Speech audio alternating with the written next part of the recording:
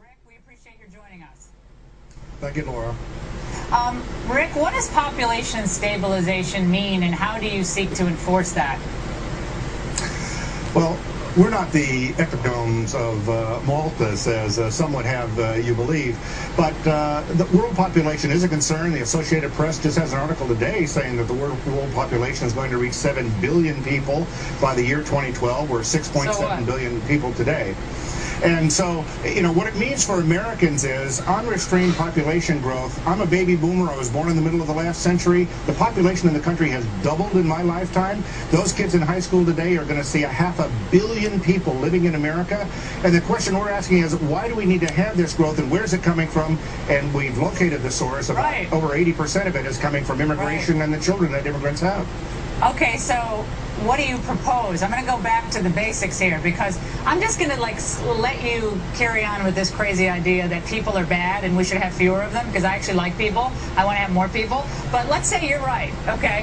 How do you enforce your worldview? Is this an international body that somehow mandates population growth? I mean, China's trying that with its one-child policy, and then after the big natural disaster there, they're going, oh, maybe this isn't such a good idea after all. We're going to lose population. Our concern is about American population growth and, of course, California. With 37 million people in California today, going to be 60 million people in the next 2 to 3 decades. So you have no idea. So, Rick, I can't. This is driving me crazy. You're driving me crazy. Our idea is you have a plan, Rick? You're spouting off things from an office in California. This is my question. You're saying something very controversial here, and I hope people understand what you're saying. You think there should be fewer people in the United States. I'm trying to figure out which people are the undesirables. And you pointed out you think immigrants are undesirable. I guess illegal immigrants are undesirable, and all those children they have are undesirable. And I don't want illegal people here, but I don't want people to be killed either. So my question to you is, with your worldview, this is unbelievable. How do you enforce this one child per person utopia? How do you do it? Enough with the spouting. I don't want to hear that. We don't use the word undesirable. What we want to do is to see the immigration laws enforced to cut down the numbers of the influx of illegal aliens into the country, which is driving almost all of the population growth in this country. We want the immigration laws enforced. We don't feel that it's a fair trade-off to leave open borders so employers can have access to cheap labor and to overpopulate the country for the future generation. Okay, well, you and I agree about illegal immigration. Okay, we agree on one thing, that we need to enforce our borders, enforce our laws. But you go from that to saying, population stabilization, which sounds a lot like population control, which sounds a lot like this crazy alarmism in the population bomb. I think wasn't that the book in the 70s? All their predictions turned out to be completely ridiculous and never came to pass. So I want you to be real careful here, Rick, and you don't get into that those very murky waters. I think that's a dangerous place for you to go. You don't have to go that far to argue that America's a sovereign country and we should enforce our borders. I don't think you have to go that far. Well, that's true. We also don't need to get to the Malthusian apocalypse or the predictions of the population bomb to understand that overpopulation decreases standards of living. We have problems with healthcare, education. Standards of living is increasing around the world.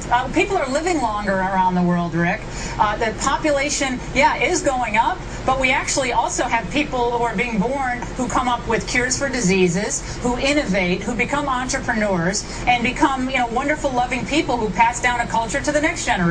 So I would agree with you. You have to manage these things, but the idea that you can somehow through argument or column writing or whatever it is that you do, that somehow you're going to stop people from having children. I don't think that's the problem. I think it's standing up for your country and sovereignty, and that's fine. Do you see what I'm saying?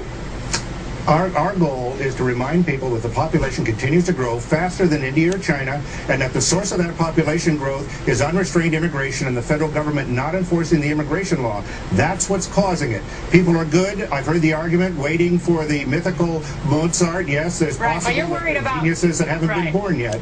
But we're worried about this country and the future generations of this country and what they're going to have to deal with if we don't get control of our borders and our population. Okay, but why are you focusing on the borders, though? If it's overpopulation, why does the borders even come into it? It's across the board. It's white, brown, and black, right? Or is it just brown-skinned people who you don't think should be born?